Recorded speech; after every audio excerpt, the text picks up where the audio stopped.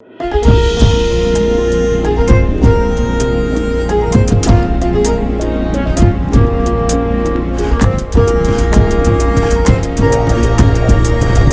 ጤና ይስጥልኝ ውድ የፈታ ዴይሊ ተከታታዮቻችን፣ ይህ የዕለተ ሰንበት ረፋድ ጥንቅራችን ነው። የዕለቱ ጥንቅራችን ለእናንተ አዳዲስ መረጃዎችን ይሰጣሉ ያላቸውን አሰባስቦ በማጠናቀር ተገኝቷል። ቆይታችሁን ከኛ ጋር በማድረግ የመረጃችን ተጋሪዎች እንድትሆኑ አክብሮታዊ ግብዣችን ነው። ወደ ዕለቱ ዝርዝር መረጃዎቻችን ከማለፋችን በፊት በቅድሚያ ዋና ዋናዎቹን እንጠቁማችሁ። ከኤርትራ ጋር አዲስ ድርድር የተጀመረ መሆኑን የዛሬው የቢቢሲ ዘገባ አመልክቷል። ቀደም ብሎ ብዙ ለአስጨራሽ ድርድር የተካሄደበት አካል የሆነ ሌላ ዙር ድርድር ነው። ይሄው ድርድር በቱርክና ሩሲያ ሳይቀር ጥረት ሲደረግበት የነበረ ነው። አዲስ አበባንም ጭምር የነካካም ሆኖ ታይቷል። በዕለቱ በጥንቅራችን ካካተትናቸው መረጃዎች መካከል ነው። የግብፁ ፕሬዝዳንት አብዱልፈታህ አልሲሲ ከዚህ ቀደም ከሚታወቁባቸው ጠንካራ የማስጠንቀቂያ ይዘት ካሏቸው መልእክቶቻቸው መለስ ብለዋል። ፕሬዝዳንቱ የኢትዮጵያ ሕዝብ ወንድማችን ነው ሲሉ ተደምጠዋል። በግድቡ ጉዳይ ከስምምነት ከመድረስ ውጪ ከኢትዮጵያ ጋር ምንም አይነት ችግር የለብንም ሲሉ ሲሲ ተናግረዋል። ዝርዝር መረጃውን ከጥንቅራችን ይሰማሉ። የባድመ መሬትን ጨምሮ ሌሎች ጦርነት የተካሄደባቸው መሬቶች ኢትዮጵያንና ኤርትራን የሚያዋጉ አልነበሩም ሲሉ ከፍተኛ የመንግስት አመራር የነበሩት አቶ አባዱላ ገመዳ ተናግረዋል። አባዱላ አዲስ በተሰራጨ ቃለ ምልልሳቸው የአሰብ ድርድርን በተመለከተም ጥብቅ ጉዳይ አንስተዋል። መረጃውን እናደርሳለን። ለቀናት በዘለቀ ግጭት ውስጥ የቆየው ጋምቤላ ክልልን አሁናዊ ሁኔታ በተመለከተ ነዋሪዎች ድምጻቸውን አሰምተዋል። በርካቶች ከተገደሉበት በሰሞነኛው አነጋጋሪ ክስተትም በኋላ ነዋሪዎች አሁንም ስጋት ላይ ነን ሲሉ የድረሱልን ጥሪ አቅርበዋል። ዝርዝሩን ይሰሙታል። የክልል መንግስታት ተግባራዊ እንዲያደርጉት የተዘጋጀ አዲስ የንብረት ታክስ ሞዴል አዋጅ ከፋይናንስ ሚኒስቴር ወጥቷል። መንግስት በህግ አግባብ ታክስ የማይጠየቁ እንደ ከእምነት ተቋማት ካሉ ላይ ታክስ ምትክ የመዋጮ ገቢ ከንብረት ለመሰብሰብ አዲስ ህግ አውጥቷል። የእምነት ተቋማት መንግስት ያልሆኑ ተቋማትና አገልግሎት ሰጪዎች በታክስ ምትክ መዋጮ ይከፍላሉ። አዲስ አዋጅ ጥቅም የማይሰጥ ይዞታ ላይ ከባድ ታክስ ጭኗል። ባዶ መሬትና ያላለቀ ወይም ያለ ስራ የተቀመጠ ህንፃና ይዞታ ያላቸው ላይ ትልቁን ታክስ ጥሏል። መረጃው ዝርዝር አለው። ከተጀመረ 40 ዓመታትን ሊደፍን ጥቂት ዓመታት የቀሩት የአሜሪካ ግሪን ካርድ ሎተሪ ወይም ዲቪ ከሰሞኑ በፕሬዝዳንት ዶናልድ ትራምፕ በኩል እገዳ ተጥሎበታል። አሜሪካ ለአሜሪካውያን ብቻ የሚልን ጠንካራ ጸረ ስደተኛ አቋም እያራመዱ ያሉት ትራምፕ ከስደተኞችና አሜሪካ በሚገቡ የተለያዩ ሀገራት ዜጎች ጋር በተያያዘ ተከታታይነት ያላቸው የእገዳ እርምጃዎች ሲወስዱ የቆዩ ሲሆን አሁን ደግሞ 4 አስርት ዓመታትን ወደ አስቆጠረው የአሜሪካ ግሪን ካርድ ሎተሪ ዲቪ ፊታቸውን በማዞር አፋጣኝ እግድን ጥለዋል። ከዚሁ ጋር በተያያዘም በዚህ እድል መቋረጥ ኢትዮጵያውያን ምን ያህል ሊጎዱ ይችላሉ የሚለውን በተመለከተ ቢቢሲ ሰፋ አድርጎ ዳስሶታል። እኛም በጥንቅራችን አካተን ይዘነዋል። እስከ ፍጻሜ አብራችሁን ቆዩ። የምንለቃቸው ዕለታዊ ትኩስ ዜናዎች እንዲደርሷችሁ ላይክ፣ ሼር፣ ሰብስክራይብ ማድረግ እንዳትረሱ። መሃል ፒያሳ ላይ እጅግ ድንቅ አፓርትመንት ለሽያጭ ቀረበ። የአማና ትሬዲንግ እህት ኩባንያ ከሆነው ሜሪት ሪል ስቴት በመሃል ፒያሳ ወዳጅነት ፓርክ አጠገብ በፖስቴሽን ቴክኖሎጂ እያስገነባናቸው የሚገኙ አፓርትመንቶችም ለሽያጭ አቀረብንላችሁ። ባለ 1 መኝታ ከ500 ሺህ ጀምሮ፣ ባለ 2 መኝታ ከ840 ሺህ ጀምሮ፣ ባለ 3 መኝታ ከ1.2 ሚሊዮን ብር በ10% ቅድመ ክፍያና ከረጅም ጊዜ የባንክ ብድር ጋር አቀረብንላችሁ። ለአጭር ጊዜ የሚቆይ እስከ 35% የሚደርስ ዳጎስ ያለ ቅናሽ የተዘጋጀ ሲሆን ባሉበት ሆኖ በዲኤችኤል ይጨርሱ። አሁኑን ይደውሉ። ለበለጠ መረጃ 0971 99171።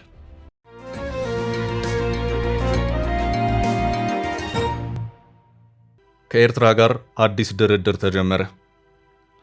ከኤርትራ ጋር አዲስ ድርድር የተጀመረ መሆኑን የዛሬው የቢቢሲ ዘገባ አመልክቷል። ቀደም ብሎ ብዙ ለአስጨራሽ ድርድር የተካሄደበት አካል የሆነ ሌላ ዙር ድርድር ነው። ይኸው ድርድር ኤርትራ ከአንድ ዓመት በፊት ካገተቻቸው መርከቦችና መርከበኞች ጋር የተያያዘ መሆኑን ይኸው የዛሬው የቢቢሲ ዘገባ አመልክቷል። ጉዳዩ የኤርትራን የባህር ክልል ጥሰው ገብተዋል ስለተባሉት የአዘርባይጃን መርከቦችና መርከበኞች ነው።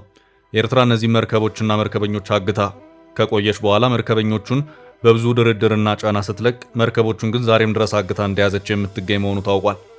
በመጀመሪያው ዙር ለአስጨራሽ ድርድር ለመርከበኞቹ ቅድሚያ በመስጠት ዜጎቹ እንዲለቀቁ የተደረገ ሲሆን መርከቦቹን በመልቀቁ ጉዳይ ግን ኤርትራ ዛሬም ድረስ አሻፈረኝ እንዳለች ትገኛለች። እናም እንደ ቢቢሲ ዘገባ ከሆነ መርከቦቹን ለማስለቀቅ ደግሞ ከኤርትራ ጋር ሌላ ዙር ድርድር ማካሄድ በማስፈለጉ ይኸው ድርድር በአዲስ መልኩ ተጀምሯል። ከዚህ ቀደም የነበረው ድርድር በአዲስ አበባና ለንደን በሚገኙት የአዘርባይጃን ኤምባሲዎች በኩል ሲደረጉ የነበሩት ድርድሮች ነበሩ። በኋላም እነዚህ ድርድሮች ቀሪ ተደርገው በሌላ አቅጣጫ በቱርክ አንካራና በሩሲያ ሞስኮ የአዘርባይጃን ኤምባሲዎች በኩል አስመራን ለማግባባት ጥረቶቹ ሲደረጉ ከቆዩ በኋላ መርከበኞቹ ተለቀዋል። ኤርትራ በጊዜው በቁጥጥር ስር ያዋለችው ንብረትነታቸው የአዘርባይጃን የሆኑ 3 መርከቦችንና 18 የአዘርባይጃን የመርከቦቹን ሰራተኞች ነበር። ድርጊቱ የተፈጠረው በኢትዮጵያ አቆጣጠር በጥቅምት ወር መጨረሻ 2017 ዓ.ም ወይም በአውሮፓውያኑ አቆጣጠር ኖቬምበር 7 ቀን 2024 ነበር። ኤርትራ መርከበኞቹንና መርከቦቹን ያሰረችው በሉዓላዊ ግዛቴ ስር ያለውን የቀይ ባህር ቀጠና ያለ ፈቃድ በመጣስ ወደ ግዛቴ ገብተዋል በሚልም ነበር። በአዘርባይጃን በኩል ሲሰጥ የነበረው ምላሽ ደግሞ መርከቦቹ ወደ ኤርትራ የቀይ ባህር ክልል የገቡት በባህሩ ላይ የተፈጠረውን ከባድ ማዕበል ተከትሎ ራሳቸውን ለማዳን ነው፣ ብዙም የሚካበድ ነገር የለውም የሚል ሆኖ ይታያል። የኤርትራ መንግስት እነዚህኑ 18 የአዘርባይጃን መርከበኞችንና 3 መርከቦችን እንዲለቅ ብዙ ጥረቶች ከተደረጉ በኋላ መርከበኞቹን ለቆ መርከቦቹን እንዳገተ መቆየቱ የአሁኑ አዲስ ድርድር እንዲጀምር አድርጎታል።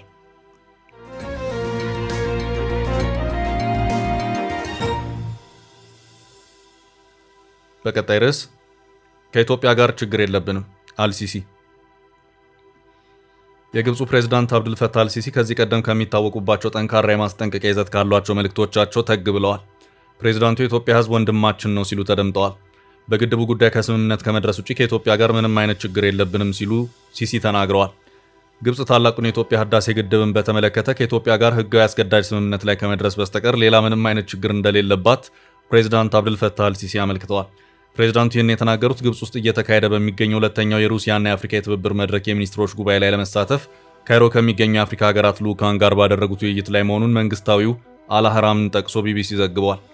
ግብፅ ከኢትዮጵያ ጋር ችግር የለባትም ያሉት አልሲሲ ነገር ግን ብቸኛው ፍላጎቷ በአባይ ወንዝ ላይ ያላት መብት እንዳይነካ ማድረግ ነው፣ ለዚህም ህጋዊና አስገዳጅ ስምምነት እንዲደረስ ነው በማለት ኢትዮጵያ ገንብታ ስራ ባስጀመረችው የህዳሴ ግድብ ላይ ሀገራቸውን አቋም አጽንኦት ሰጥተው ተናግረዋል ተብሏል።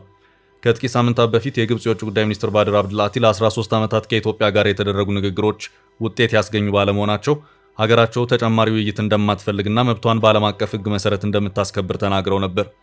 የግድቡ ግንባታ በተካሄደበት 14 ዓመታት ውስጥ በኢትዮጵያና በግብፅ እንደዚሁም በሱዳን መካከል በተደጋጋሚ ሲቋረጥና ሲቀጥል የቆየ ድርድር በተለያዩ ሀገራትና ተቋማት አሸማጋይነት ሲካሄድ መቆየቱ ይታወሳል። በእነዚህ ጊዜያት ሁሉ አሁን ፕሬዝዳንት አልሲሲ ያነሱት የግድቡን ውሃ ሞላልና ዘላቂ አስተዳደርን በተመለከተ ህጋዊና አስገዳጅ ስምምነት ኢትዮጵያ እንድትፈርም በተደጋጋሚ ከግብፅ የቀረበው ጥያቄ ተቀባይነት ባለማግኘቱ ከስምምነት ላይ ላለመድረሳቸው ምክንያት ሆኖ ቆይቷል። ግብፅ የምትጠይቀው ታሪካዊ የአባይ ውሃ ድርሻዋንም በተመለከተ ኢትዮጵያ ባልተካተተችበትና ምንም ድርሻ ባልነበራት ኢፍትሐዊ ባለችው የቅኝ ግዛት ዘመን ስምምነት እንደማትገዛ በመግለጽ ውድቅ አድርገዋለች። የአባይ ወንዝ ከ85 በመቶ በላይ ውሃውን የሚያገኘው ከኢትዮጵያ ሲሆን የወንዙን አብዛኛውን ውሃ የምትጠቀመው ግብፅ በኢትዮጵያ ላይ ጫናና ማስፈራሪያ ስታደርግ ቆይታለች። ግብፅ በአውሮፓውያኑ 1959 የተፈረመውና አብዛኛውን የወንዙን ውሃ ድርሻ የሚሰጣትን የቅኝ ግዛት ስምምነት በመጥቀስ የወንዙን ውሃ ሙሉ በሙሉ በበላይነት ለብቻ የመጠቀም ፍላጎት አላት በማለት ኢትዮጵያ ይህ ሁኔታ መለወጥ እንዳለበት ስትከራከር ቆይታለች። ፕሬዝዳንት አልሲሲ ከአፍሪካ ሀገራት ተወካዮች ጋር ቅዳሜ ዕለት ባደረጉት ውይይት ላይ ግብፅ በሌሎች ሀገራት የውስጥ ጉዳይ ጣልቃ ለመግባትና ለመረጋጋትን በማስወገድ በኩል ያላት ፖሊሲ ወጥና ጽኑ ነው ማለታቸውን ከጽህፈት ቤታቸው የወጣው መግለጫ አመልክቷል። የኢትዮጵያ ውጭ ጉዳይ ሚኒስቴር በቅርቡ ባወጣው ጠንካራ መግለጫ ግብፅ የአፍሪካ ቀንድን ለማተራመስ ጥረት እያደረገች ነው በማለት ከሷል። የዚህም ዋነኛ ትኩረት ኢትዮጵያ እንደሆነችና አጠቃላይ ቀጠናውንም የማናጋት ፍላጎት አለ ብሏል። በተጨማሪም ከቅርብ ጊዜያት ወዲህ በኢትዮጵያ መንግስት የመገናኛ ብዙሃን በሚቀርቡ ዘገባዎችና ውይይቶች ላይ በተለያዩ የአገሪቱ ክፍሎች የሚንቀሳቀሱ ታጣቂ ቡድኖች ትጥቅና ድጋፍን ከግብፅ እንደሚያገኙ የሚገልጹ ክሶች በተደጋጋሚ ይደመጣሉ። ፕሬዝዳንት አልሲሲ በተጨማሪም ሀገራቸው ከኢትዮጵያ ጋር ልዩነት ቢኖራትም አለመግባባቶች በውይይትና በፖለቲካዊ መፍትሄ መፈታት አለባቸው በሚል አቋም ግብፅ ማስፈራሪያዎችን ሰንዝራ አታውቅም ሲሉ ተናግረዋል። ነገር ግን ፕሬዝዳንቱ የውጭ ጉዳይ ሚኒስትሩና ሌሎች የግብፅ ከፍተኛ ባለስልጣናት ህዳሴ ግድብ መጠናቀቅን ተከትሎ የሀገራቸውን ጥቅምና የውሃ ደህንነት ለማስከበር አስፈላጊውን ሁሉ እርምጃ እንደሚወስዱ በተለያዩ አጋጣሚዎች በተደጋጋሚ ሲናገሩ ተደምጠዋል። እነዚህን የግብፅ ባለስልጣናት ንግግር ተከትሎም የኢትዮጵያ ውጭ ጉዳይ ሚኒስቴር ባወጣው መግለጫ ላይ ግብፅ ከንግግር ይልቅ ግጭትን ለማስፋፋት ግልጽ ጸባጫሪ ንግግሯን እያጠናከረች ነው በማለት ዓለም አቀፉ ማህበረሰብ ይህን ድርጊት እንዲያወግዝ ጠይቋል። ፕሬዝዳንት አልሲሲ የህዳሴ ግድብ ጉዳይን ከዚህ ቀደም ወደ አፍሪካ ህብረት፣ የተባበሩት መንግስታት፣ አረብ ሊግ፣ የአውሮፓ ህብረት፣ አሜሪካና ሌሎች ሀገራት ዘንድ በመውሰድ በኢትዮጵያ ላይ ግፊት ለማሳደር ሲሞክሩ ቆይተዋል።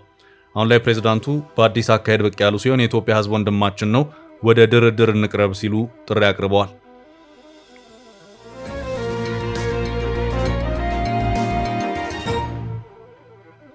በቀጣይ ርዕስ አባዱላ በኢትዮ ኤርትራ ጦርነት ያነሱት ጥያቄ።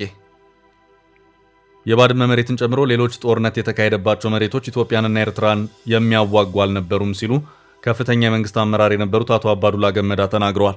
የቀድሞ የፌዴራልና የኦሮሚያ ክልል ከፍተኛ አመራር የነበሩት አቶ አባዱላ ገመዳ በኤንቢሲ ቴሌቪዥን አዲስ በተሰራጨ ቃለ ምልልሳቸው የአሰብ ድርድርን በተመለከተም ጥብቅ ጉዳይ አንስተዋል። አባዱላ የኢትዮ ኤርትራን አሁናዊ እንዲሁም ያለፈው አበይት ጉዳዮችን አንስተው በሰጡት ማብራሪያቸው ላይም ኢትዮጵያና ኤርትራን ወደ ጦርነት የወሰዱት የባድመ፣ የምጽዋ፣ ዛላምበሳ መሬቶች የሚያዋጉ አልነበሩም ሲሉ ተናግረዋል። ኤርትራ ትፈልገዋለች የተባለው ባድመ፣ ኢትዮጵያ ትፈልገዋለች የተባለው ምጽዋና ዛላምበሳ ያን ያህል የሚያዋጉ አልነበሩም ሲሉ አመልክተዋል።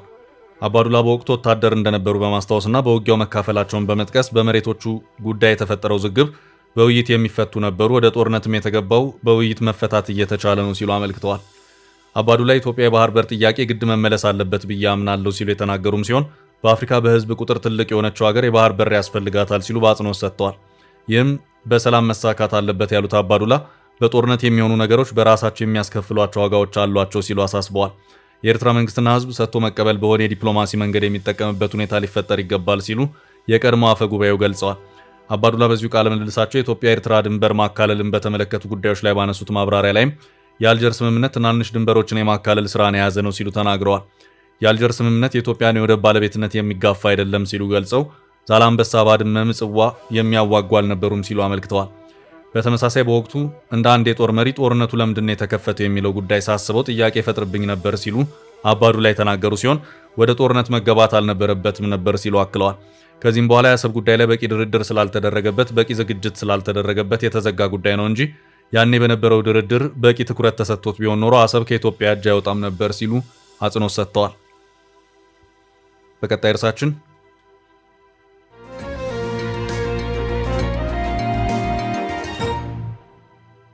በጋምቤላ ግጭት ያለው ወቅታዊ ሁኔታ።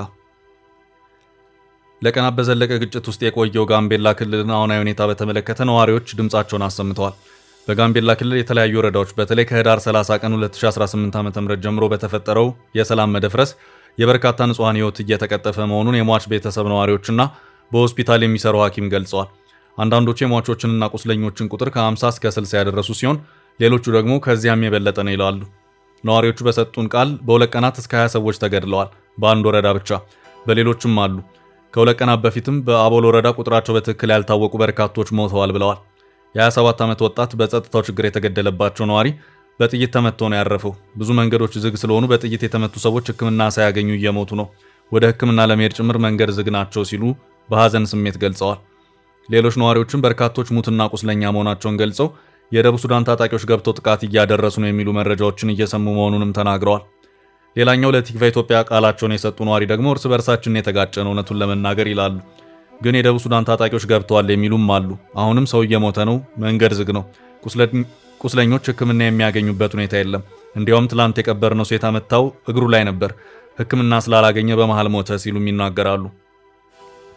የጸጥታ ችግር ባለባቸው ቦታዎች ያሉ ነዋሪዎች የሰሞነኛው ግጭት መነሻን ሲያስረዱ ከላሬ ወረዳ የተነሱ ሁለት ተሽከርካሪዎች አቦል ወረዳ አካባቢ ሲደርሱ በተከፈተ የተኩስ ጥቃት ሰዎች ላይ ጉዳት መድረሱን፣ በዚሁ መነሻ ተኩሱ ተስፋፍቶ ሕፃናት ጭምር እንደተገደሉ፣ አቦል ወረዳ ላይም የእርስ በርስ ግጭት እንደተከፈተ አስረድተዋል። በክልሉ በሚገኝ ሆስፒታል የሚሰራው ሐኪም በሰጡት ቃል ደግሞ ከጸጥታ ሁኔታ ጋር በተያያዘ የተጎዱ ሰዎች ወደ እኛ እየተላኩ ነው ብለዋል። በተለይ ከባድ ጉዳት ለደረሰባቸው ቁስለኞች ሕክምና ለመስጠት ከመንገድ መዘጋጋት ጋር ተያይዞ የመድኃኒት እጥረት ችግር መኖሩን ተናግረዋል። መንገዶች ወደ 14 ቀናት በመዘጋታቸው የሕክምና የግብዓት እጥረቶች አሉ። በማህበረሰቡ የሚደርሰው ጥቃት አልቆመም፣ ግን መኪና ስለማይንቀሳቀስ የመድኃኒት ግብዓት የለም። እጃችን ላይ ያለው የተወሰነ ብቻ ነው። በተለይ ወሳኝ መድኃኒቶች ምንም የሉንም ነው ያሉት። ካለው የጸጥታ ስጋት አንጻር ከፍተኛ ጉዳት የደረሰባቸውን ተጎጂዎች የሚያክም ከፍተኛ ሐኪም እጥረት መኖሩንም አስረድተው የጸጥታ ችግሩ አልቆመም፣ ህዝቡ አሁንም እየቆሰለ ወደ ሆስፒታል እየተላከ ነው በማለትም ገልጸዋል። በሌላ በኩል ግጭቱን ለማረጋጋትና የከተማውን ሰላም ለመጠበቅ ወደ ክልሉ የመከላከያ ሰራዊትና የፌዴራል ፖሊስ መግባቱ ተዘግቧል።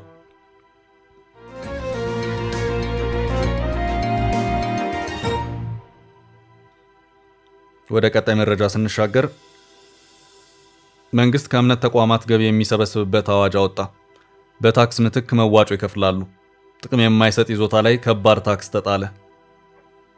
የክልል መንግስታት ተግባራዊ እንዲያደርጉት የተዘጋጀ አዲስ የንብረት ታክስ ሞዴል አዋጅ ከፋይናንስ ሚኒስቴር ወጥቷል። በህግ ከታክስ ነፃ የተደረጉ እንደ እምነት ተቋማት ያሉ ንብረቶችና ለማዘጋጃ ቤት አገልግሎቶች ማካካሻ የሚሆን በታክስ ምትክ የሚደረግ መዋጮ እንዲከፍሉ አዲሱ ህግ የሚያስገድድ ሆኗል።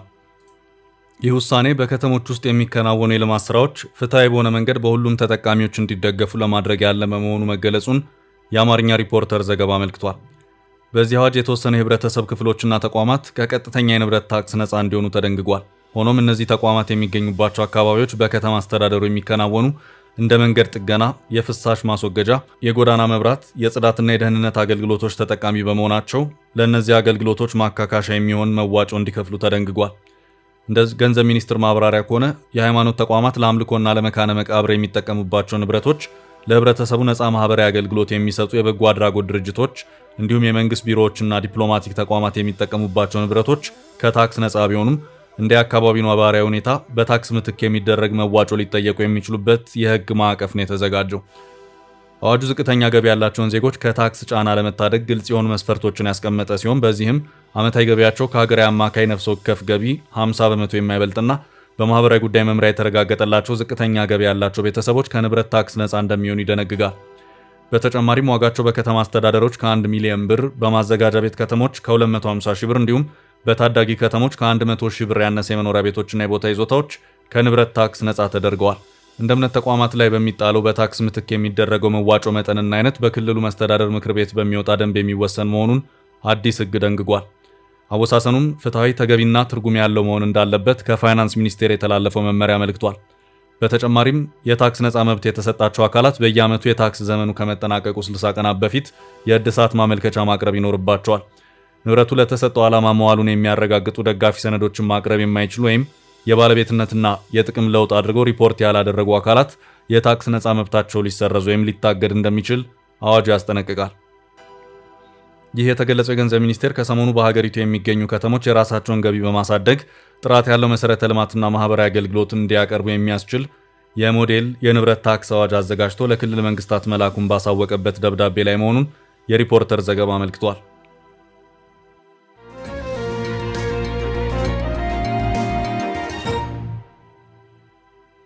በቀጣይ መረጃችን በዲቪ እገዳ ኢትዮጵያውያንም ግንባር ቀደም ተጎጂ ሆኑ። ከተጀመረ 40 ዓመታትን ሊደፍን ጥቂት ዓመታት የቀሩት የአሜሪካ ግሪን ካርድ ሎተሪ ወይም ዲቪ ከሰሞኑ በፕሬዝዳንት ዶናልድ ትራምፕ በኩል እገዳ ተጥሎበታል።